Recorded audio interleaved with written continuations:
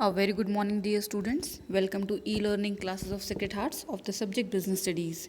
Dear students, in the previous lecture, we have started our chapter number 3, that was Private, Public and Global Enterprises. And in that chapter, we have discussed about the introduction of the chapter.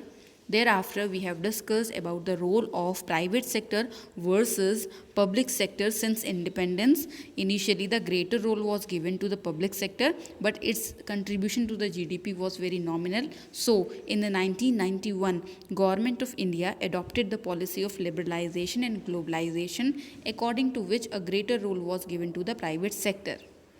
Thereafter, we have started the topic forms of public sector enterprises. In that, we have started the very first part, that is the departmental undertakings. And if we talk about the departmental undertakings, these are the oldest form of public sector enterprises which are run either by any department of the government or any ministry of the government. And the examples are railways, defense, post and telegraph. Thereafter, we have discussed about the features of departmental undertaking, that they are operated under the department, that they are not having any separate legal existence apart from the government, they are financed from the annual budget, whatever the revenues are there, they are deposited in the treasury, etc. And the last, we have discussed the advantages of departmental undertaking. The very first was the easy formation, because no registration is needed. Second, effective control, because all the control is direct and centralized. Third, we have discussed about the optimum utilization of funds, because all the financial matters are subject to ministerial sanction, budget, accounting and audit control. Thereafter, we have discussed the next merit, that is the accountability, and the last one is the public revenue. Dear students, today we are going to discuss about the demerits of departmental undertaking. So the very first is the inflexibility. If we talk about the first demerit, that is inflexibility, so there is always a strict parliamentary control and there is too much interference from the ministries, the concerned ministry and of the top officials. And even if we talk about the departmental undertakings, then these are treated as a government offices, which reduces the flexibility. The next demerit is the lack of motivation. The departmental undertakings have no power to utilize their revenue. They get finance from the annual budget, and whatever they are getting, it is deposited in the treasury of the government. So there is no direct link between the efforts and the use of the resources. So there is no direct relation between the efforts and the reward. Generally, promotions are on the basis, and if we talk about the promotions in the undertakings, then the promotions are on the basis of seniority and not on the basis of the competitiveness and efforts of the particular person. So, employees are not motivated to perform their best ability, and that is why they get demotivated, and when the worker will be demotivated, he or she will not work up to the maximum extent.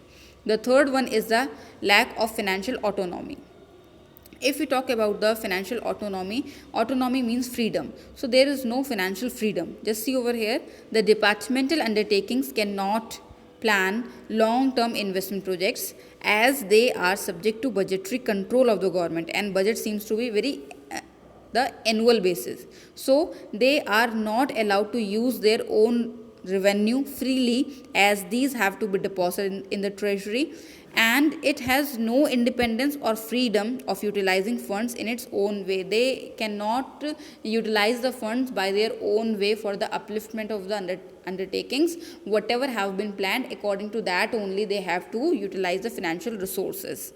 Thereafter, the next one is the inefficient management. If we talk about the departmental undertakings, then these are managed by the government officials, and these officials are overburdened with the paperwork. A lot of paperwork, a lot of documentation work is to be done, and most of time they used to give the answers of the queries from the parliament or from the ministry, and even they can be transferred very frequently.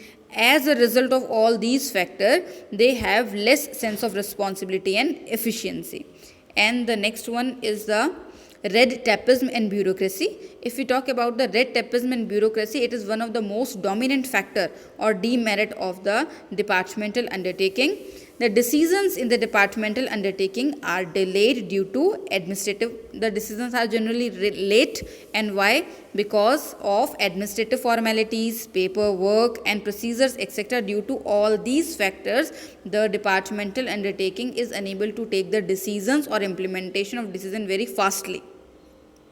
If we talk about innovation, bold approach, immediate action, all these seems to be absent in the departmental undertakings. And now we are going to discuss about the next topic, that is the suitability of departmental undertaking. That means where the departmental undertakings will be appropriate. So very first point, where utmost secrecy is required. For example, defense, where all the affairs is to be kept secret. Next move is to be kept secret.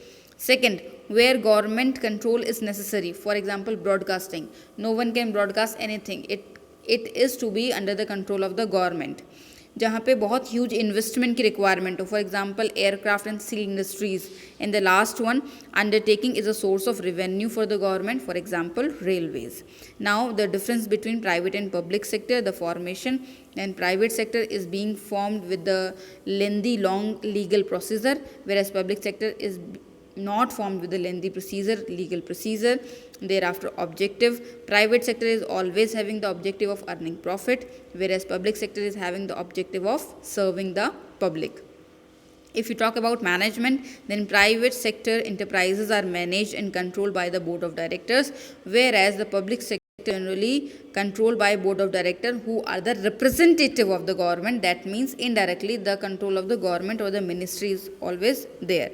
The next one is the capital. In private sector, maximum capital is contributed by the owners or the investors, and in the government sector, all the capital is contributed by the government only. The next one is the freedom of operation. In the private sector, there is more freedom of operation, there is more flexibility, but in the public sector, there is less freedom of operation. And the last one is accountable. The private sector enterprises are not directly accountable to general public. They are directly not accountable. But if we talk about the public sector, then the public sector is directly accountable to the common public. This is all about today. Today we have discussed about the demerits of departmental undertaking, suitability of departmental undertaking, and the difference between private and public sector. This is all for today. God bless you all. Lots of love.